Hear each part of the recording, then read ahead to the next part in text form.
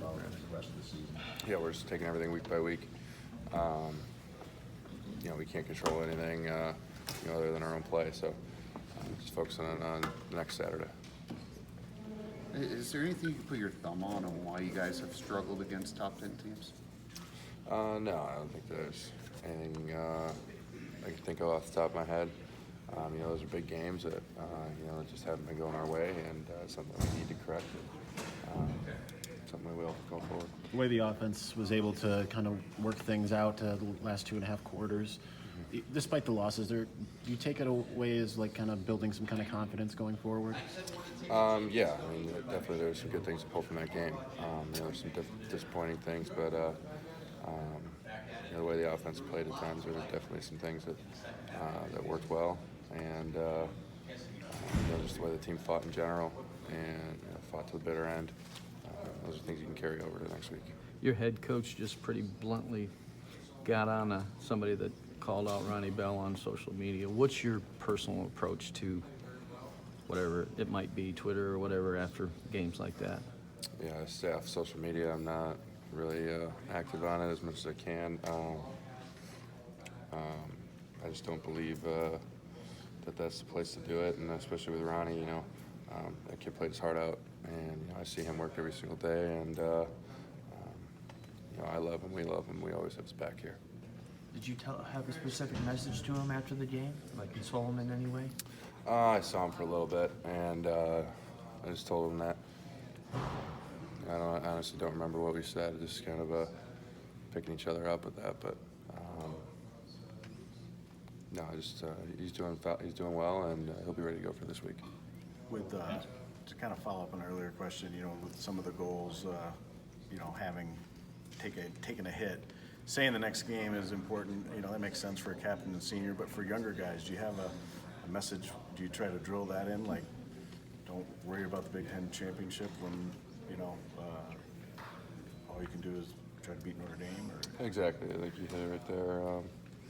I think at times, especially with younger guys, people tend to look farther ahead than they can control. I think, like exactly what you said, worrying about Big Ten championship, national championships. The really only thing you can control is the next game. So just trying to help them see that and see that there's still a lot of great things that we can attain this season. Nothing's out of the question, and it all starts this Saturday. Is that something that you ever did as a younger player, looking ahead, kind of finding yourself looking ahead? I think everyone sometimes struggles with that. I definitely had a great older class that helped me with that, and I've had a lot of great older mentors come through and help me see that. So, just trying to do that now. How do you learn to kind of just focus on the next game or whatever, especially after something like this, when big picture, 2 losses, it kind of does take out what the goals were. Yeah, it's part of sports. You got to be able to forget things and move on, and learn from it, but make corrections, and still, you can't let 2 losses tank your season. Ben, how do you balance the notion of playing well offensively? Like, you guys played better Saturday. I think you outgained them. You had more plays, everything else. Time of possession with a close loss like that.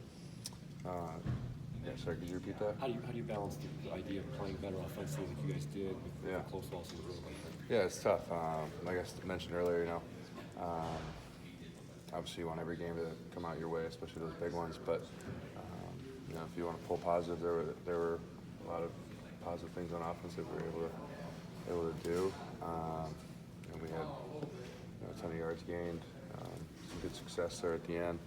And I think you saw it out of that offensive unit that there was no quitting anybody. Everyone was going to go until it was fourth and goal. Everyone was going. Is it harder to find those small positives as a senior now when really you're wanting your goals to come into focus? No, I don't think so. I think that's part of being a teammate, being a team player is personal goals go out the window. We're trying to win every single game here. So just trying to focus on how to beat Notre Dame. What were pass possession specifically? And, yeah. How well you guys doing that? Yeah, so you did a great job identifying the fronts. Thought the offensive line did a good job. Running backs, everybody seemed to be on the same page through the film. So we were pleased with it. What happened on that first play where you called a timeout before even running a play? I'm not sure. I think there was just some miscommunication on where the play clock was. I think we thought we had a little bit more time than we did, and all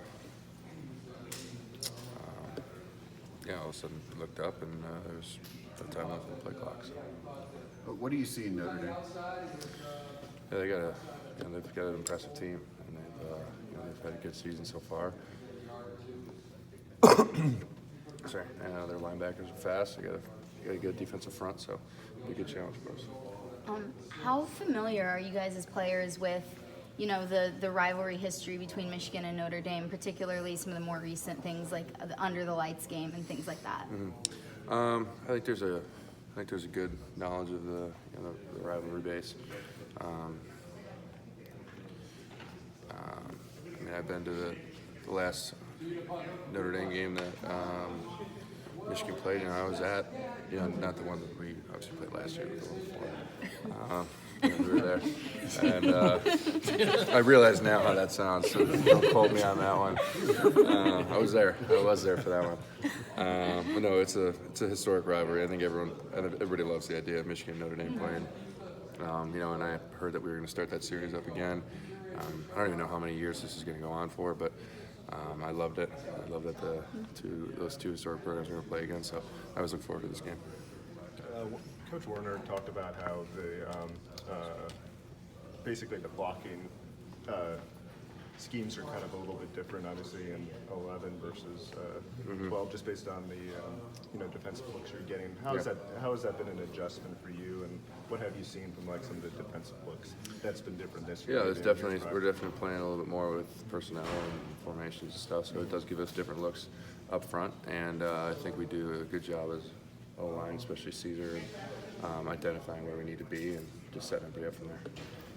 You guys gave Shea some good pockets on Saturday, but he also found a way to maybe get out of some dangers. Would you feel like that was the best you guys have been in terms of, give and take, both Yeah, I thought so. guys? I thought we had good protection, and then when Shea needed to make a play, that's what he does. So,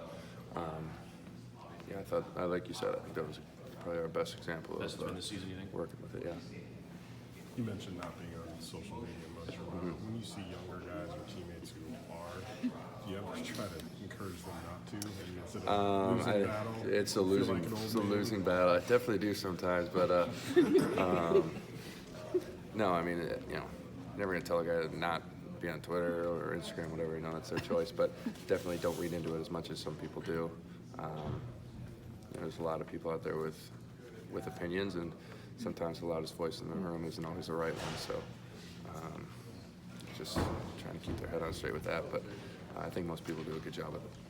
For the offense specifically, was there any change in approach or aggression between the first half and the second half on Saturday? I don't know. I don't know about that. I think there was just we were just kind of working through some things, figuring out their defense. We made some good adjustments in the second half, and honestly, I think when it came down to the game on the line, we fought harder than we've ever fought in this year that I can remember. So I think that definitely helped contribute to that.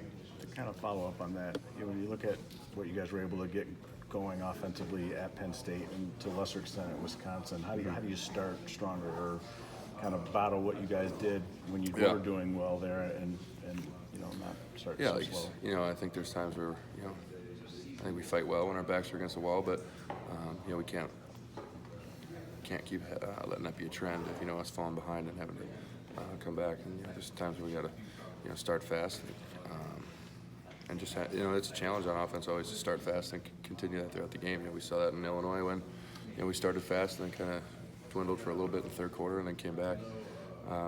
It's a hard thing to do, but it's something that we're working towards and something that we're trying to get done. You've been around the block a couple times on the Big Ten. Is that Penn State at night the most difficult place to play? Do you feel like that environment, everything, fireworks going on for the game, everything else? I would say so. Is that it?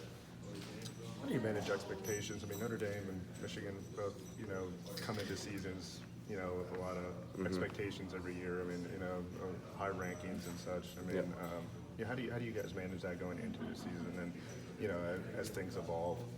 Yeah, I think we talked about this a lot. Is you just tune out the outside noise. All the credit that you guys give us preseason. It's all well and good, but it's not going to help you win a game.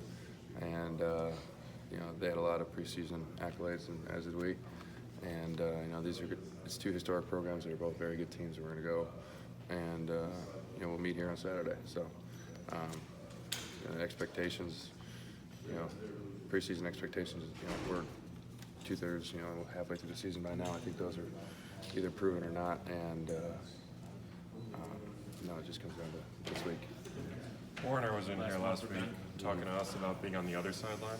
Yeah. Roy Rogers' coach, has he mentioned that night from his perspective to you guys at all? Just once. Said he. When was that? It was just once in a meeting. I just remember the story.